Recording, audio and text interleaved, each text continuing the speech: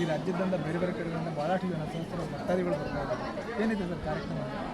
ಅವತ್ತು ಡಿಸೆಂಬರ್ 1ನೇ ತಾರೀಕು ಭಾನುವಾರ ಅಮಾವಾಸ್ಯೆ ಶ್ರೀ ಕ್ಷೇತ್ರದಲ್ಲಿ ಪ್ರತಿ ವರ್ಷದಂತೆ ಈ ವರ್ಷವೂ ಸಹ ಬಹಳ ವಿಜೃಂಭಣೆಯಿಂದ ನಡೀತಾರಂಥ ಒಂದು ಲಕ್ಷ ದೀಪೋತ್ಸವ. ಈ ವರ್ಷ ಬಹಳ ವಿಶೇಷವಾಗಿ ಕೇರಳದಲ್ಲಿ ದೈವನಾಡು ಕೇರಳ ಅಂತ ನಾವು ಏನು ಕರಿತೀವೋ ಆ ಕೇರಳದಿಂದ ಬರುವಂಥ ಒಂದು ತಂಡ ದೀಪೋತ್ಸವದಲ್ಲಿ ಪಾಲ್ಗೊಳ್ತಾರೆ. ಅಂದರೆ ಕೇರಳದಲ್ಲಿ ಯಾವ ರೀತಿ ದೀಪೋತ್ಸವ ನಡೀತದೋ ಆ ರೀತಿ ಲಕ್ಷ ದೀಪೋತ್ಸವದಲ್ಲಿ ಭಾಗವಹಿಸುವಂಥ ಒಂದು ಸಂದರ್ಭ ಇರೋದು. ಅದರಿಂದ ಒಂದು ಈ ವರ್ಷ ಬಹಳ ವಿಶೇಷವಾಗಿರುವಂಥ ಒಂದು ದೀಪೋತ್ಸವ ಆಗಿರುವಂಥ ಒಂದು ಸಂದರ್ಭ. ರಾಜ್ಯದಿಂದ ಬೇರೆ ಬೇರೆ ಜಿಲ್ಲೆಗಳಿಂದ ಮತ್ತು ಬೇರೆ ಬೇರೆ ರಾಜ್ಯಗಳಿಂದ ಕೂಡ ಜನ ಬರ್ತಾ ಇದ್ದಾರೆ. ಅವರ ಇಷ್ಟಾರ್ಥ ಸಿದ್ಧಿಗಳೆಲ್ಲವೂ ಕೂಡ ಆಗ್ತಾ ಇದೆ. ಯಾವ ರೀತಿಯ ಮಹಿಮೆ ಸರ್?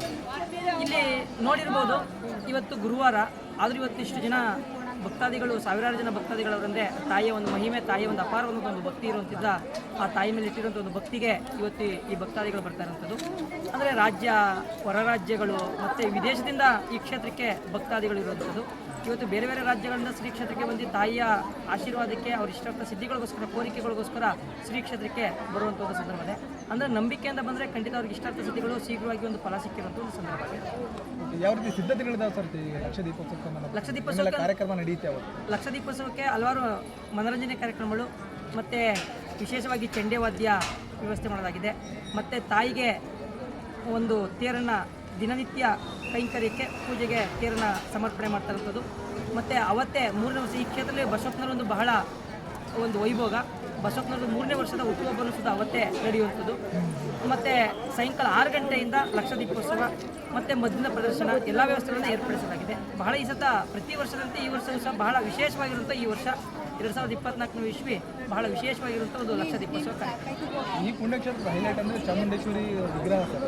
ಆಮೇಲೆ ಅದರ ಜೊತೆಗೆ ದೇಶದಲ್ಲಿ ಹೆಸರು ಮಾಡಿದಂಥ ಭಾಳಷ್ಟು ಜನ ಶರಣರು, ಅದ್ರ ಜೊತೆಗೆ ಸೈಂಟಿಸ್ಟ್, ವಿಜ್ಞಾನದ ಕೂಡ ಒಳಗಡೆ ನೀವು ಎಕ್ಸಿಬಿಷನ್ ಮಾಡ್ತಾ ಇದ್ದೀರಿ. ಯಾವ ರೀತಿಯ ಸಂದೇಶ? ಇದು ಧಾರ್ಮಿಕ ಕ್ಷೇತ್ರ ಅಂದರೆ ಬರೀ ಧಾರ್ಮಿಕವಾಗಿರಬಾರ್ದು, ಒಂದು ಶೈಕ್ಷಣಿಕವಾಗಿ ಇರಬೇಕು ಅನ್ನೋದು ಒಂದು ಉದ್ದೇಶ, ನನ್ನ ಬಹಳ ಒಂದು ಕಲ್ಪನೆಯಾಗಿತ್ತು. ಅದೇ ರೀತಿ ಇವತ್ತು ಶೈಕ್ಷಣಿಕವಾಗಿ ವಿಜ್ಞಾನ ಆಗ್ಬೋದು, ಗಣಿತ ಆಗ್ಬೋದು, ಸಮಾಜ ಆಗ್ಬೋದು ಮತ್ತು ಕನ್ನಡ ಆಗ್ಬೋದು ಎಲ್ಲ ರೀತಿಯಲ್ಲೇ ಇರುವಂಥದ್ದು. ಒಳಗಡೆ ಒಬ್ಬ ಮಗು ತನ್ನ ಧಾರ್ಮಿಕ ಕ್ಷೇತ್ರಕ್ಕೆ ಬಂದಂಥ ಒಂದು ಸಂದರ್ಭದಲ್ಲಿ ತಾಯಿಯಂದಿರೋ ತಂದೆಯಂದಿರೋ ತನ್ನ ಜೊತೆಲಿ ಕರ್ಕೊಂಡ್ಬಂದಾಗ ಆ ಮಗುನ ಒಂದು ಸತಿ ಮ್ಯೂಸಿಯಮಲ್ಲಿ ಕರ್ಕೋಗಿ ಸುತ್ತಾಡಿಸ್ಕೊಂಡ್ಬಂದರೆ ಆ ಮಗುಗೆ ಒಂದು 10ರಿಂದ 20 ಮಾರ್ಕ್ಸ್ಗೆ ಅನುಗುಣವಾಗಬೇಕು. ಅಂದರೆ ಇಂದಿನ ಪೀಳಿಗೆ ಹೆಂಗಿತ್ತು, ಇಂದಿನ ನಮ್ಮ ಸಮಾಜಕ್ಕೆ ಹೋರಾಟ ಮಾಡಿದವರು ಯಾವ ರೀತಿ ಇದ್ದರು, ಮತ್ತು ಕವಿಗಳು ಅಂದರೆ ಎಷ್ಟು ಜನಕ್ಕೆ ಗೊತ್ತಿರಲ್ಲ. ರನ್ನ, ಪನ್ನ, ಜನ್ನ, ಕುಮಾರವ್ಯಾಸ, ರಾಘವಾಂಕ ಎಷ್ಟು ಜನಕ್ಕೆ ಗೊತ್ತಿರಲ್ಲ. ಅವ್ರ ಮುಖದ ಚಹರೆ ಗೊತ್ತಿರೋದು. ಅಂದರೆ ಯಾರು ರನ್ನ ಯಾರು, ಪನ್ನ ಯಾರು ಅಂತ ಗೊತ್ತಾಗಬೇಕು. ಮತ್ತು ಹಳ್ಳಿಯ ಸೊಗಡು ಎಷ್ಟು ಜನಕ್ಕೆ ಹಳ್ಳಿಯ ಸೊಗಡನ್ನ ಗೊತ್ತಿಲ್ಲ ಈಗಿನ ಸಮಾಜದಲ್ಲಿ. ಆ ಹಳ್ಳಿಯ ಸೊಗಡು ಯಾವ ರೀತಿ ಹಳ್ಳಿ ಮನೆಗಳಿದ್ದೋ, ಯಾವ ರೀತಿ ಅವರ ಶೈಕ್ಷಣಿಕವಾಗಿದ್ದೋ ಅನ್ನೋದು ಒಂದು ಸಂದರ್ಭ ಆಗಬೇಕು ಅನ್ನೋ ಒಂದು ಉದ್ದೇಶ ಆಗಿರುವಂಥದ್ದು. ಮತ್ತು ಮೈಸೂರಿಗೆ ಯದುವಂಶಕ್ಕೆ ಸಂಬಂಧಪಟ್ಟಂಗೆ 25 ಜನ ಮಹಾರಾಜರು, ಒಬ್ಬರು ರಾಜಕುಮಾರರು, ಶ್ರೀಕಂಠ ದತ್ತ ಒಡೆಯರ್ಗಿಂತ ಅವರ ಇತಿಹಾಸ ಹೆಂಗಿತ್ತು. ಮತ್ತು ಸಪ್ತ ನದಿಗಳು, 7 ನದಿಗಳು ಉಗಮಸ್ಥಾನ, ಗಂಗೆ, ಯಮುನೆ, ಚೈತ್ರೆ, ಗೋದಾವರಿ, ನರ್ಮದಾ, ಸಿಂಧು, ಕಾವೇರಿ 7 ನದಿಗಳ ಉಗಮಸ್ಥಾನ. ಆ ನದಿಗಳ ಉಗಮಸ್ಥಾನ ಎಲ್ಲಿ ಹುಟ್ಟುತ್ತದೆ, ಎಲ್ಲಿ ಮುಳುಗ್ತದೆ, ಮತ್ತು ಆ ನದಿ ಎಷ್ಟು ಕಿಲೋಮೀಟರ್ಗಳ ಕ್ಷಮಿಸ್ತದೆ, ಎಷ್ಟು ಅಣೆಕಟ್ಟು ಬರ್ತದೆ, ಆ ಒಂದು ಅಣೆಕಟ್ಟಿಂದ ಎಷ್ಟು ಹೆಕ್ಟೇರ್ಗೆ ನೀರು ಉಣಿಸ್ತದೆ ರೈತರಿಗೆ ಅನ್ನುವಂಥದ್ದು. ಮತ್ತು 12 ಜ್ಯೋತಿರ್ಲಿಂಗ ಇವೆಲ್ಲನೂ ಒಂದೇ ಜಾಗದಲ್ಲಿ ಏಕಕಾಲದಲ್ಲಿ ನೋಡುವಂಥ ಒಂದು ಸಂದರ್ಭ ಇದೆ. ಈಗ ಹಿಂದೆಗಡೆ ದೇವಿಯ ಹಿಂದೆಗಡೆ ವಾಟರ್ ಫಾಲ್ಸ್ ನಡೀತಾ ಇರುವಂಥದ್ದು ಮತ್ತು ಲೇಜರ್ ಲೈಟ್ ನಡೀತಾ ಸಂದರ್ಭ ಆಗ್ತಾ ಇರುವಂಥದ್ದು. ಇವೆಲ್ಲ ಒಂದಕ್ಕೊಂದು ಒಟ್ಟಿನಲ್ಲಿ ಧಾರ್ಮಿಕ ಕ್ಷೇತ್ರ ಅಂದರೆ ಶೈಕ್ಷಣಿಕ ಕ್ಷೇತ್ರವಾಗಿ, ಪ್ರವಾಸ ಕ್ಷೇತ್ರವಾಗಿ ಇರಬೇಕು ಅನ್ನೋ ಒಂದು ಉದ್ದೇಶದಿಂದ ಆ ದೇವಿಯ ಒಂದು ಪರಿಕಲ್ಪನೆ, ಒಂದು ಆಶೀರ್ವಾದದಿಂದ ನಡೀತಾ ಇರುತ್ತೆ.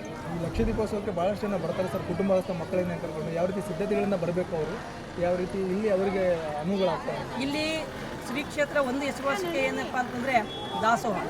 ದಿನದ 24 ಗಂಟೆಗಳ ಕಾಲ ದಾಸೋಹ ನಡೆಯುವಂಥದ್ದು.